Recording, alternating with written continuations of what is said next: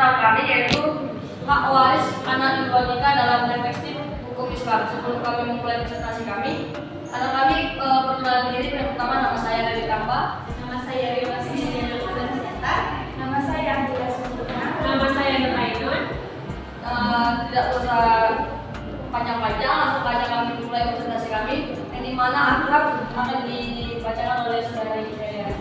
Baik, terima kasih kepada moderator. Di sini saya akan membacakan abstrak. Tujuan dari perkawinan adalah untuk melanjutkan keturunan yang nantinya akan menjadi ahli waris baik dari ayah ataupun ibu. Dalam hukum Islam tentunya terdapat aturan-aturan dalam hak waris. Salah satunya seperti hak waris anak di luar nikah. Adapun tujuan penelitian ini adalah untuk mengetahui hak waris anak di luar nikah dalam perspektif hukum Islam. Metode pada penelitian ini adalah metode kualitatif, pendekatan studi pustaka. Data penelitian ini diperoleh melalui kajian literatur seperti jurnal, buku, undang-undang, dan lainnya. Analisis data yang digunakan melalui 3 tahap, yaitu reduksi, display, dan verifikasi. Hasil penelitian pada penelitian ini adalah hukum Islam memberikan ketentuan khusus sehingga anak yang lahir di luar perkawinan sah hanya memiliki hubungan nasab dengan ibunya, sehingga hak waris anak di luar nikah tidak diperoleh dari ayahnya, hanya diperoleh dari ibunya karena nasabnya. Baik, sekian dari saya kembalikan kepada moderator. Selanjutnya juga pada pendahuluan akan bersama saudari Media. Baik, terima kasih kepada moderator. Di sini saya akan membacakan kembali tentang pendahuluan jurnal kami, yaitu dalam konteks hukum Islam, peraturan mengenai transfer kepemilikan harta dari individu yang telah meninggal kepada yang masih hidup diatur oleh hukum kewarisan. Berbagai istilah digunakan untuk merujuk pada aturan ini, dan perbedaan dalam penamaan ini terjadi karena variasi dalam penekanan pada aspek tertentu dalam pembahasan. Istilah umum yang sering digunakan adalah faraid, yang merujuk pada bagian yang diterima oleh ahli waris. Berdasarkan Instruksi Presiden Nomor 1 Tahun 1991 tentang kompilasi hukum Islam pada pasal 171 huruf A, dijelaskan bahwa hukum yang mengatur pemindahan hak kepemilikan harta peninggalan atau tirkah, pewaris menetapkan siapa yang berhak menjadi ahli waris dan seberapa bagian yang mereka dapatkan. Baik, sekian yang dapat saya sampaikan di pendahuluan jurnal kami. Saya kembalikan kepada moderator. Terima kasih kepada saudari Meriana. Selanjutnya metode yang kami gunakan itu adalah oleh saudari Adina. Baik, terima kasih kepada moderator. Di sini saya akan menjelaskan metode. Adapun metode penelitian yang kami gunakan dalam penelitian kami ialah penelitian kualitatif. Penelitian kualitatif ialah jenis penelitian yang dimana menghasilkan temuan-temuan tanpa melalui prosedur statistik yang lebih berfokus pada bagaimana peneliti memahami dan menafsirkan makna peristiwa, interaksi, dan tingkah laku subjek dalam suatu situasi sesuai dengan perspektif peneliti. Dan pada penelitian ini, metode penelitian menggunakan pendekatan studi pustaka untuk memperoleh data melalui kajian literatur seperti jurnal, buku, undang-undang, dan lainnya. Analisis data yang digunakan dalam penelitian ini melalui 3 tahap, yaitu tahap reduksi, display, dan verifikasi. Sekian dari saya berikan kepada. Selanjutnya terima kasih kepada Alhamdulillah. Hasil dari pembahasan kami akan dijelaskan oleh saudari Nuraini. Baik, terima kasih kepada moderator untuk presentasi saya. Di sini saya akan menjelaskan hasil dan seluruh hasil penelitian kami. Dan di mana dalam konteks fikih, anak yang lahir di luar pernikahan disebut sebagai walad az-zina. Menurut ulama Malikiyah, melakukan perbuatan zina dianggap sebagai penghalang terhadap pewarisan dalam ranah fikih. Akibatnya, anak yang lahir di luar pernikahan atau walad az-zina tidak memiliki hak untuk saling mewarisi dengan ayahnya, meskipun ayah tersebut mengakui mereka sebagai anak kandung atau anak biologisnya. Anak hasil hak waris mereka hanya dapat diperoleh dan diberikan melalui garis keturunan ibu saja.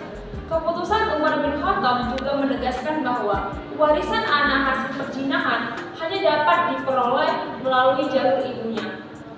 Anak-anak di luar nikah, pembagian tersebut tidak berbeda dengan anak-anak sah secara nominal hitungan.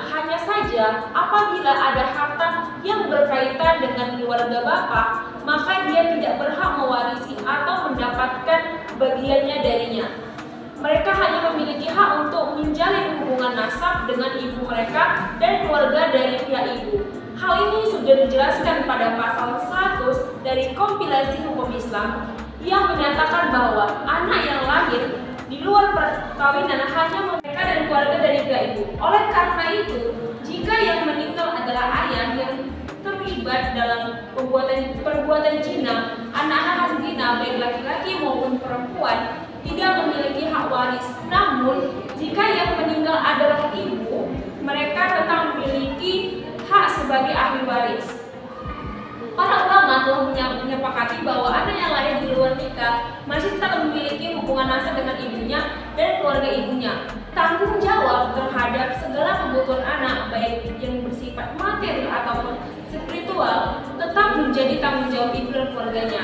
Hal ini juga berlaku dalam konteks hak waris, di mana ayah biologis bertanggung jawab terhadap nafkah termasuk biaya pendidikan anak, kecuali dalam hal pewarisan. Dalam konteks pertanyaan sebelumnya, ada pandangan ulama yang menyatakan bahwa nafkah untuk anak hasil zina atau anak luar nikah harus ditanggung oleh ayah biologisnya. Menetapkan asal-usul anak dalam perspektif hukum Islam memiliki signifikansi yang besar, karena melalui ketetapan tersebut dapat diidentifikasi hubungan mahram atau nasab antara anak dan ayahnya.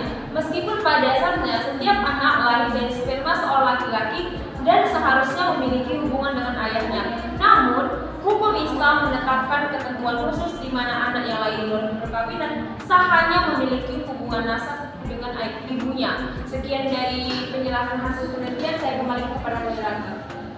Terima kasih kepada Saudari Nuraino. Selanjutnya kesimpulan akan disimpulkan oleh saya sendiri, yaitu anak luar nikah menurut norma agama adalah anak yang lahir di luar pernikahan, dan dalam fikih anak luar nikah atau walad al-zina dianggap tidak memiliki hak untuk mewarisi harta dari ayahnya, berbeda dengan anak yang sah. Namun hal ini terbatas pada bagian harta waris ditinggalkan oleh ibunya, tidak dari ayahnya. Meskipun setiap anak pada dasarnya memiliki keterkaitan dengan ayah biologisnya, hukum Islam memberikan ketentuan khusus sehingga anak yang lahir dari luar pernikahan sah hanya memiliki hubungan nasab dengan ibunya. Secara keseluruhan, pemahaman terhadap status dan anak luar nikah dalam hukum Islam mencakup aspek-aspek seperti nasab, hak waris, dan tanggung jawab nafkah.